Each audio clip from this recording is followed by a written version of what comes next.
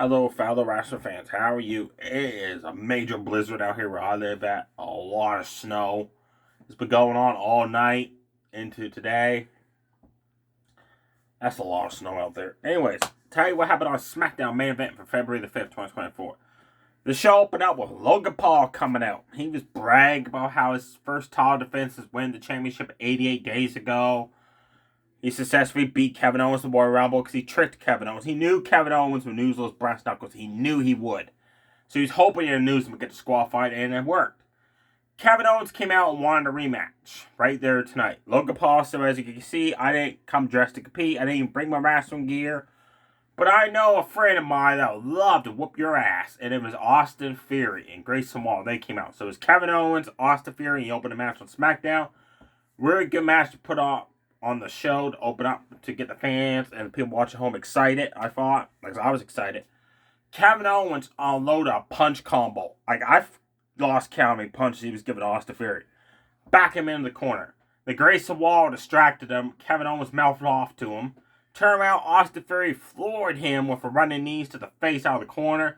Picked him up, and kind of like John Morrison used to do with Joey Mercury and Eminem. Like, they do like a snapshot thing of a camera. Well, he did that. Kevin Owens backed him up, then did a barrel roll into a blockbuster.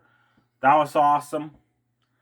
Kevin Owens fought back, knocked down Austin Theory, swanton bomb. Theory got his knees up. Kevin Owens quickly got back, super kicked Austin Theory down. Quickly jumped off the top rope this time with a frog splash.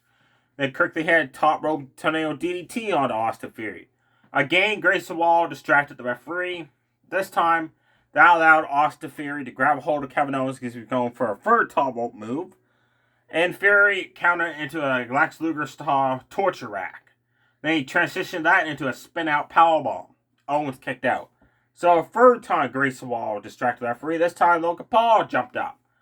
Logan Paul tossed the brass knuckles to Austin Theory, but Kevin Owens intercepted them, put on the brass knuckles, said thanks to Logan Paul, just smoked Austin Theory in the face with him, smoked Grayson Waller with the brass knuckles off the ring apron, but then he got rid of the brass knuckles, the referee didn't see it, pinned Austin Theory, your winner, Kevin Owens. That was awesome. I liked how he intercepted the brass knuckles, said thank you to Logan Paul. It was cool he did not get caught this time. Then after that, he chased Logan Paul to the backstage area, but Logan Paul got away from him. And Kevin Owens says, I will get you again for that United States Championship. So Logan Paul ran into Nick Aldis in his office to get away from Kevin Owens. And he said, I don't want no part of Kevin Owens. And Nick Aldis says, tell you what, next week, we turn to SmackDown with your wrestling gear because you'll be finding out who you'll be defending your United States Championship next. Does that mean Logan Paul next week's defending his United States Championship? Or just in case, or is he going to find out who it is and then they'll wrestle later on? So why else would Nick Aldis tell him to bring his gear? Nick Aldis then was handing out SmackDown contracts. 4 of them. Naomi signed hers. Tiffany Stratton NXT signed hers. They're exclusive to Friday Night SmackDown. Welcome. Tiffany Stratton, Naomi, I had care nothing about. The only reason why she went to SmackDown is because Jimmy Uso, because every time during the draft, she always complained that if she got drafted separate from Jimmy, she would quit. So they always kept those two on the same show. I'm curious, is Naomi going to turn heel and join the Bloodline? Can't see it. She's not a very good heel. Or where she convinced Jimmy Uso to leave the Bloodline, because I still don't understand why he's with the Bloodline when he's the one that got Jay to leave it. And they took out on the Bloodline. So it makes no sense why he's in the group still. Then he had a contract to Jay Gurgel and Braun Breaker. Suddenly Adam Pearce walked in. He heard for somebody, they didn't say who, that he found out that he was offered contracts. So he said, told Braun Breaker, Jay Gurgel, unfortunately I have Raw contracts, but unfortunately I didn't bring them with me. So if you don't mind, come to Monday Night Raw, look what I can offer you, then sign your contracts if you want to. Braun Breaker left saying, I'll keep this one, Nick, but I see what Adam Pearce has to offer for me.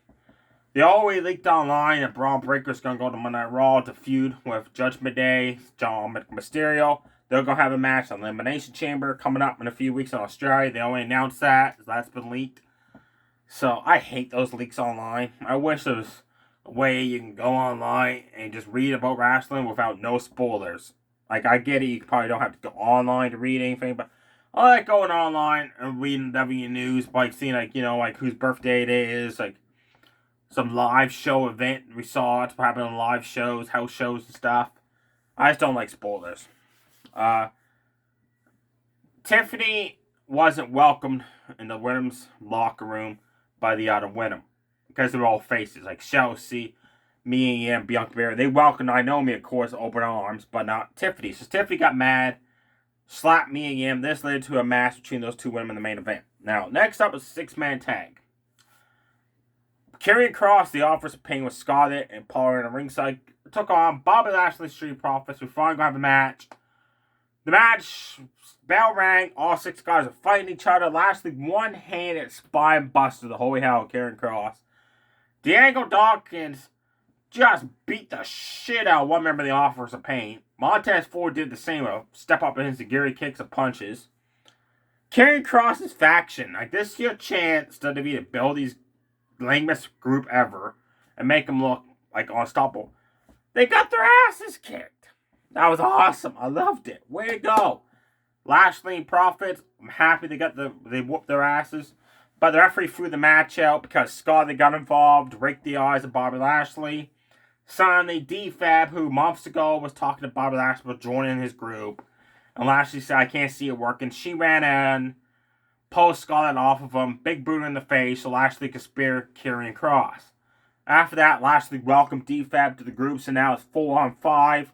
And if they're going to make it even, bring MVP into the group, or Cedric Alexander.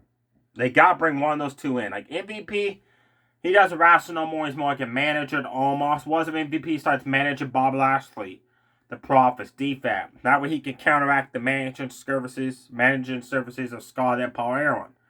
Or bring in Cedric Alexander. He'd be a great fit for the Pride as well. Let me know below. Do you want to see MVP in it? Cedric Alexander? Both? Or do you think 4 members is enough to go on against the lamest faction ever, which don't even have a name, Karrion Kross's group? Next up, Fatal 4-Way Tag #1 Contenders match. The winner of this team will face the Fatal 4-Way winners team on Raw next week. Next week on SmackDown. That winning team will face Judgment Day's Damian Priest, Finn Balor, and Elimination Chamber for the Tag Team Championships. Pretty Diddly, Pete Dunne, Tyler Bate. LWO's Joaquin Wall and Del Tolo. And LWO's Hill team of Roberto and Garza, Selena Vega, Hector Lopez, and the Escobar ringside. Great match, non-stop action. Like, everybody got a chance to do something, which I liked. Pete Dunne double stomped the hands of Prince. And Zagiri kicked him, and Zagiri kicked the Kip. Prince delivered stomps across the back of Tyler Bate. Then Pretty Diddly tossed up Pete Dunne in the air and the double team gut buster him on the way down. LWO, Joaquin Wall and Del Tolo snapped off running her Coronas on everybody, like one after the other. Then I kind of like on NXT a few months ago where they launched Kalido and Del Tolo launched Joaquin Wall off the ropes, way up in the air. Well, alongside Pete Dunne and Tyler Bate, they did the same move, and Joaquin Wall landed outside, halfway up on the ramp, onto Pretty Diddly, Roberto and Garza. Poor Joaquin Wall. He was running, getting speed, going for a move, right? Garza threw him up and caught him, tossed his ass way up in the air, and Roberto powerbombed the holy hell of him on the way down. That was awesome. They were fighting. Suddenly, Hector Lopez got up off commentary. She grabbed hold of Selena Vega. They started fighting. Then Selena Vega and LWO delivered moves off the ropes to the outside on Roberto, Garza, Santos Escobar, and Hector Lopez. As they did that, Pete Dunne and Tyler Bate ran in, picked up Kip, Pretty Diddly, tossed him up in the air, and double team power slammed him on the way down for the 1-2-3. So Tyler Bate, Pete Dunne are the winners.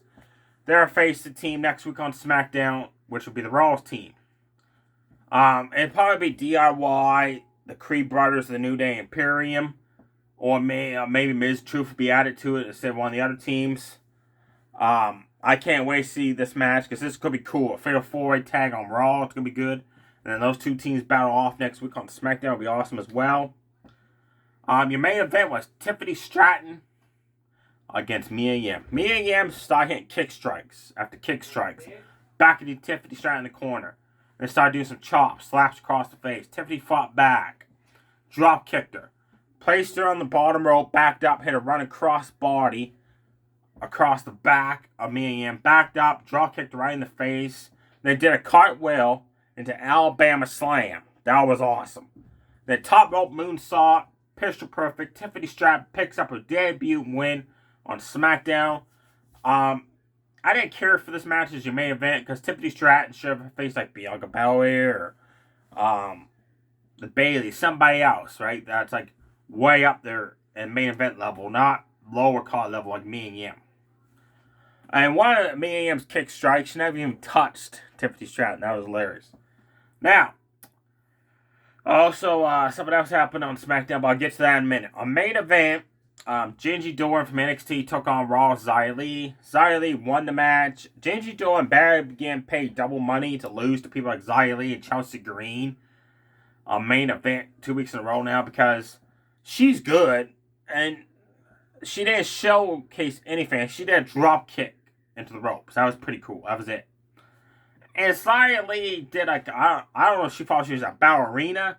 She kind of swirling around the ring and then delivered a roundhouse kick for the 1, 2, 3. She's going to start doing that. That's going to be lame. Because just like Wesley's running fish on the corner, you have like minutes to counter that move or step away from it. I hate that when they do that and they connect with the move. The other person just stands there dumbfounded like. The next match was Julius Creed. Took on Luca from NXT. He's a lawyer type persona guy. Luca delivered a kind of like a hip toss into a neck breaker. And then Julius Creed delivered 7 back-to-back overhead tosses.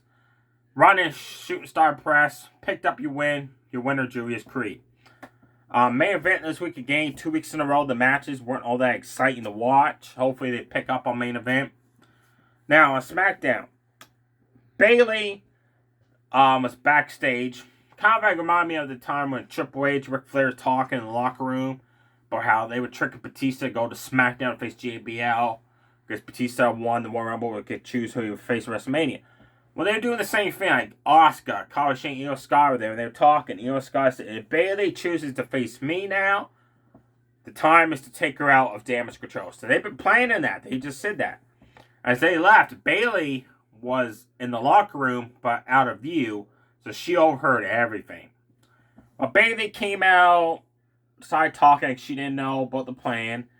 Then she asked Io, so before I make an announcement, Bayley said, I gotta know something. She said, everybody was doing great for Damage Control. So me, you, Dakota Kai, we were running SmackDown. We were owning it. We were owning Raw. Then when Asuka came in the group, I was okay with it, she said. I wasn't okay with Kali Shane returning because I knew nothing about it. And then for months now, she said, you guys don't help me out in my matches when I ask for help.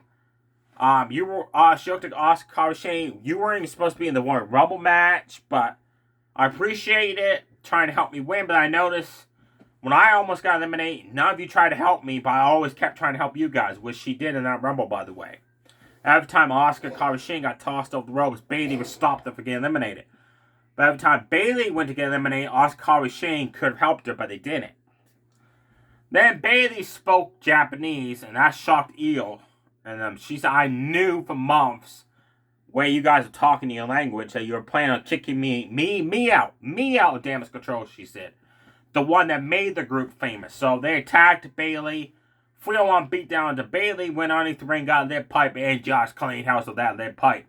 She stopped before she hit Io Sky with the lead pipe because she still has friendship with Io. They allowed Kali Shane and Asuka to attack her from behind.